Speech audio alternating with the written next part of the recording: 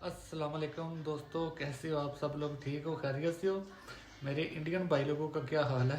तो लगता है इंडियन भाई अटैक करने में बिजी हैं जो पाकिस्तान पे उन्होंने करना है।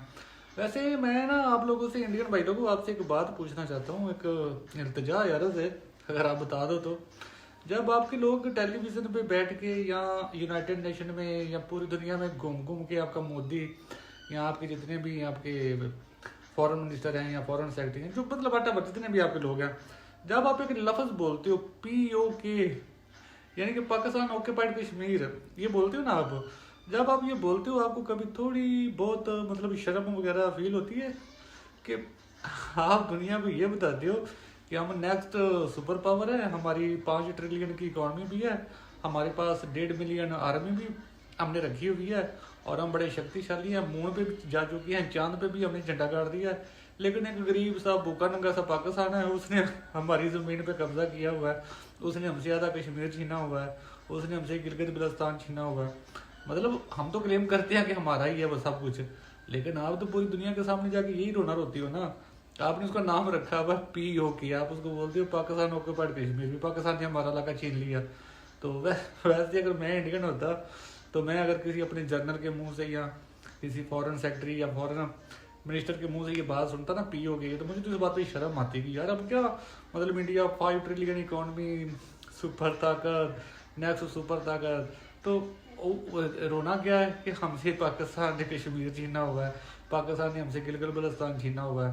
तो अगर देखो यही बात मैं अगर अप्लाई करूँ ना पाकिस्तानी, मैं ये दुनिया को जाके बोलूँ यार अफगानिस्तान अफगानिस्तान ने हमसे पेशावर छीन लिया है, अफगानिस्तान ने हमसे KPK को कुछ इलाका छीन लिया है, तो मेरे लिए तो ये शर्म की बात होगी।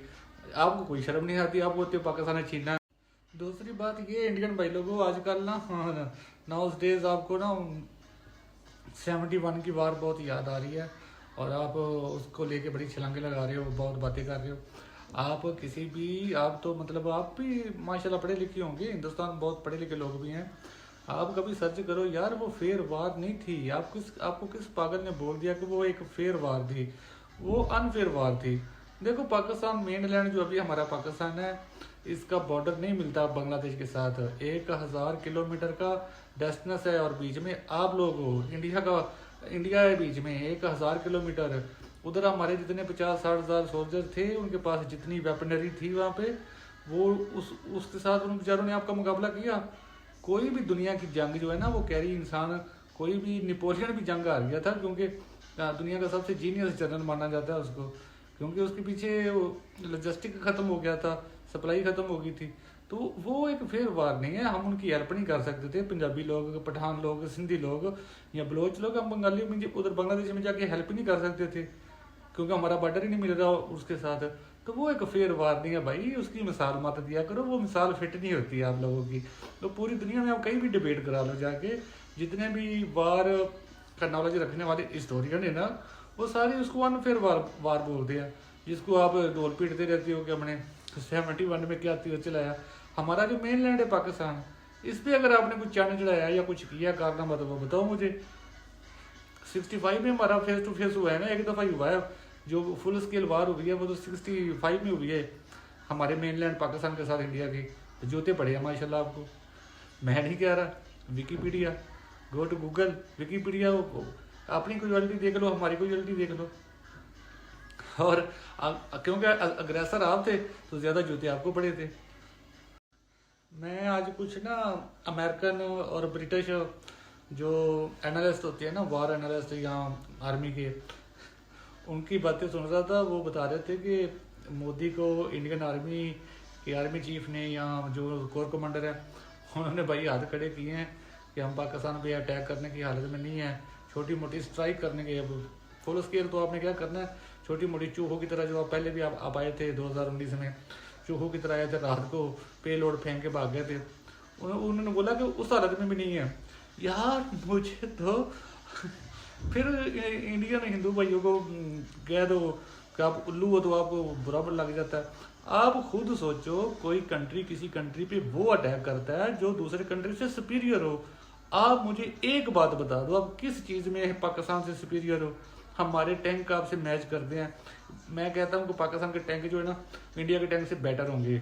हमारे टैंक आपसे मैच करते हैं, हमारी तोपें आपसे मैच करती हैं, हमारी एयरफोर्स आपसे मैच करती है।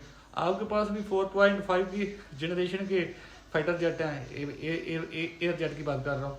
और पाकिस्तान के पास भी हम आपने भी रिसेंटली रफाल खरीदा थी, पिछले 4-5 साल में हमने J-10C खरीदा है। दोनों का कंपैरिजन करके देख लो, दोनों में एक ही चीज़ें लगी हुई हैं।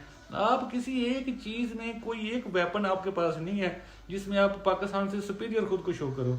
तो हमेशा अटैक तो वो करता है ना जो किसी दूसरी कंट्री से या दूसरी नेशन से सुपीरियर हो। तो आप किस चीज़ में अपने आप को सुपीरियर बोलती हो पाकिस्तान को जो अटैक का बोल देती हो? शर्म आनी चाहिए यार।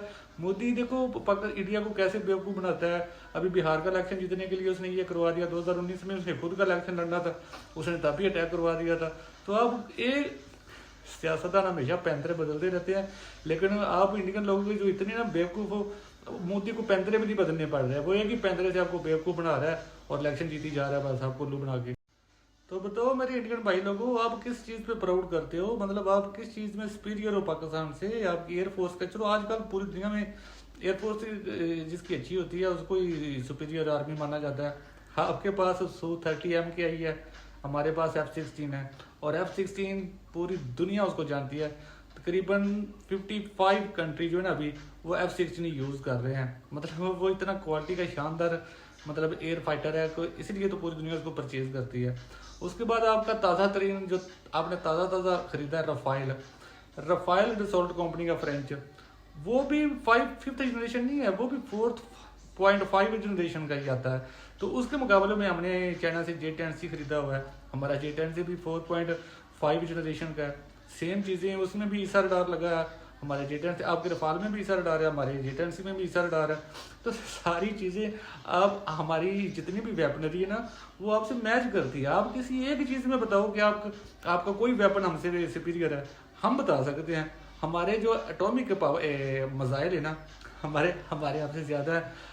हमारे पास ज़्यादा मिकदार में एटम बम है इंडिया से, और ये बात आप जानते हो। हमने तो कभी फूटे शूटे नहीं लगाए कि यार आप लोगों के 100 बम है, हमारे पास 200 है, हम ये कर देंगे वो कर देंगे। शर्म यार थोड़ी बहुत किया करो। ऐसे अटैक कर देंगे जैसे आप पता नहीं मार्स से कोई नई दुनिया आ गए हो। हमारे साथ ही रहती हो, हमें आपकी औकात का पता है। कोई आपको सीक्रेट वेपन दिखाओ कि आप बोलो कि पाकिस्तानी हो ये हमारे पास है तुम्हारे पास नहीं है, इससे हम आपको भस्म कर देंगे। मे भी हम भी डर जाएं।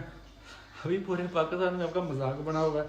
मैं तो कहता हूँ आपने बहुत बुरा किया हमारे साथ। जितनी न्यू जनरेशन हमारी आर्मी जी को गालियाँ दे रही थी उसको आपने वार पे लगा रही है। अभी वो वार पे मेम्स बना रहे हैं, वो मज़े ले रहे हैं, आपके चस्के ले रहे हैं, और आप पता नहीं धमकी लगा के सो जाती है, सत्तू पी के क्या करते हो।